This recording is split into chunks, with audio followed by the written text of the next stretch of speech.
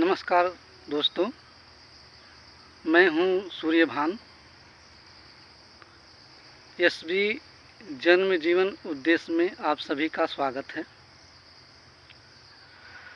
आज हम हमारे जो नॉलेज में है कुछ बातें जन्म और जीवन उद्देश्य के बारे में हम रख रहे हैं। यदि पसंद आए तो लाइक और कमेंट ज़रूर करें और शेयर भी करें। जैसे हम सभी को मनुष्य जन्म तो मिला है,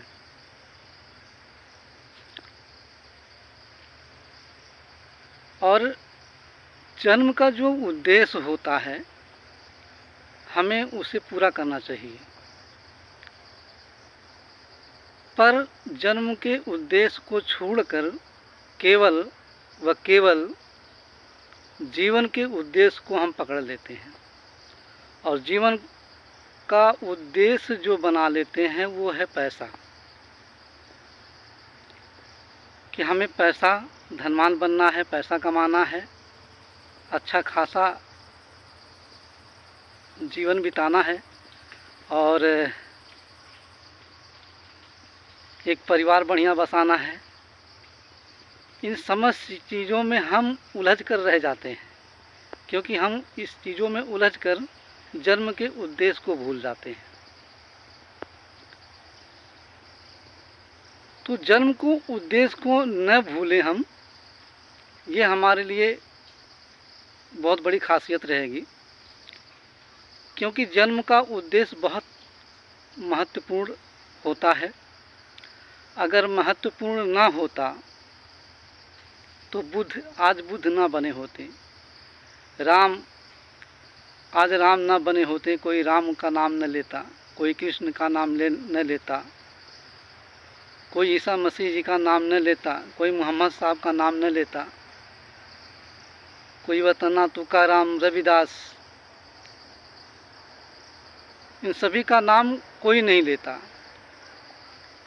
क्योंकि इन्होंने अपने जन्म के उद्देश्य को पूरा किया।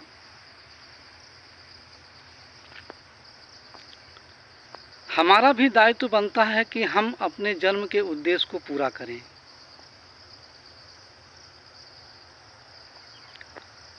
तो हम सीधे उन बातों पर ध्यान दिलाते हैं जो हमारे जन्म का उद्देश्य है। सीधे तौर पर हम बात करते हैं यदि, तो वह है जन्म का उद्देश्य सत्य को प्राप्त करना, यानी कि परमात्मा को प्राप्त करना, खुदा को प्राप्त करना। परंतु हम कहाँ प्राप्त कर पाते हैं? हम तो केवल उन महापुरुषों की कथा, कीर्तन, पूजा पाठ आदि में लिप्त रह जाते हैं, और प्राप्त करने की बात तो बहुत दूर हो जाती है। प्राप्त करना और पूजा करना दो अलग अलग बातें हैं। नदी को पार करने के लिए हमें नाव का सहारा लेना पड़ेगा, कम पानी है तो चलकर जाना पड़ेगा, और यदि सूखा है तो भी चलकर जाना पड़ेगा। हर स्थिति में हमें चलकर जाना पड़ेगा, तभी हम उस दूसरे छोर को प्राप्त कर सकेंगे।